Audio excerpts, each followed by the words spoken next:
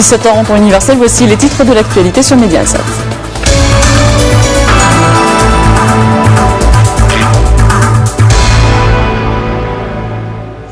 L'espace aérien marocain ne devrait pas être affecté par le nuage de cendres qui s'étend après l'éruption du volcan islandais, annonce du ministère de l'Équipement et des Transports. Et les vols reprennent progressivement après 5 jours de perturbations. La Royal Air Maroc évoque toutefois de fortes limitations. Ce matin, sur 21 vols demandés par la RAM, seuls 9 sont en cours de confirmation, a déclaré la compagnie dans un communiqué. Les informations sur les vols peuvent être obtenues auprès du call center, le 08 9000 0800 ou sur le site royalairmaroc.com. Et le ciel européen s'ouvre enfin, 60% du trafic devrait être assuré aujourd'hui, un soulagement pour des millions de passagers. Mais la situation dans les aéroports, vous allez le voir, est toujours chaotique. Des départs de nouveau annoncés sur les écrans d'affichage, cela faisait 5 jours que l'activité à l'aéroport de Paris-Charles de Gaulle était au point mort. Les passagers respirent enfin et espèrent voir le bout du tunnel. La galère pour certains est presque terminée. Les premiers vols ont pu décoller ce matin à l'aube. C'est incroyable de rentrer chez soi. J'adore Paris, j'adore la France, mais rentrer à la maison, c'est vraiment bien. Je n'ai jamais été aussi content de rentrer chez moi. J'ai ma carte d'embarquement, mais je n'arrive toujours pas à croire que je vais prendre l'avion. J'ai un petit peu peur aussi, mais j'espère vraiment que nous allons décoller et que l'avion ne va pas être touché par le nuage de cendres.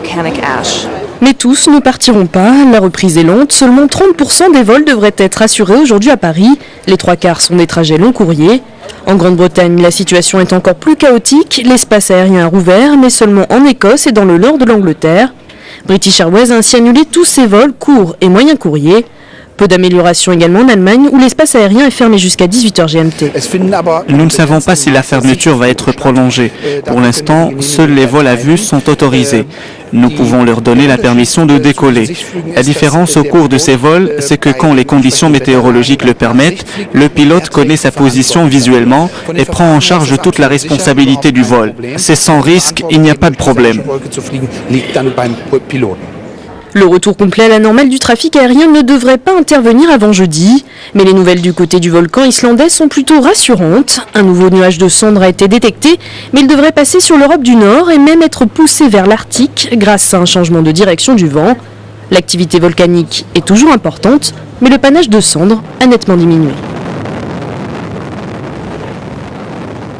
Un député égyptien appelle à tirer à balles réelles sur les manifestants d'opposition. Amnesty International dénonce des propos scandaleux. Colère dans les rues du Caire. Plusieurs dizaines de personnes ont protesté.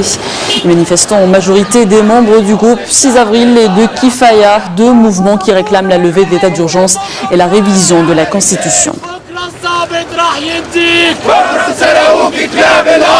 Et plus loin du Caire, près de la frontière avec Israël, la police égyptienne a tué un candidat à l'immigration, un Érythréen qui tentait de franchir clandestinement la frontière. 2 autres personnes ont été blessées. Ils sont hospitalisés à Al-Arish, dans le nord du Sinaï. Les élections au Soudan, les résultats étaient attendus aujourd'hui, ils sont reportés à dimanche et c'est à cause des difficultés techniques. La commission électorale soudanaise l'a annoncé ce matin et on ne s'attend pas à une surprise. Le parti du président soudanais est presque assuré de remporter cette élection. Et après un long silence, les États-Unis s'expriment enfin sur les élections au Soudan. Le scrutin n'a été ni libre ni juste, a déclaré le porte-parole du département d'État. Mais la Maison-Blanche n'a pas manqué de réaffirmer sa confiance dans le processus. Cette position a été vivement critiquée par les défenseurs américains des droits de l'homme. C'est un revers pour Al-Qaïda. Un chef militaire de l'organisation a été tué ce matin à Mossoul. Ahmad al-Ubaidi est un ancien officier des renseignements de l'époque de Saddam Hussein. Et la traque se poursuit depuis des mois. Hier, le gouvernement irakien et l'armée américaine avaient annoncé la mort de 2 autres figures d'Al-Qaïda. Abu Omar al-Baghdadi et Abu Ayoub al-Masri ont été tués lors d'opérations américano-irakiennes au nord de Bagdad. On se quitte avec ces images de Discovery. Ces 7 astronautes ont touché Terre. Ce matin, la navette spatiale américaine a atterri sans encombre au centre spatial Kennedy de la NASA à Cap Canaveral. Un retour reporté à plusieurs reprises en raison du mauvais temps sur la Floride. C'est l'une des toutes dernières missions d'une navette américaine dans l'espace. Il n'en restera plus que 3 après celle-ci.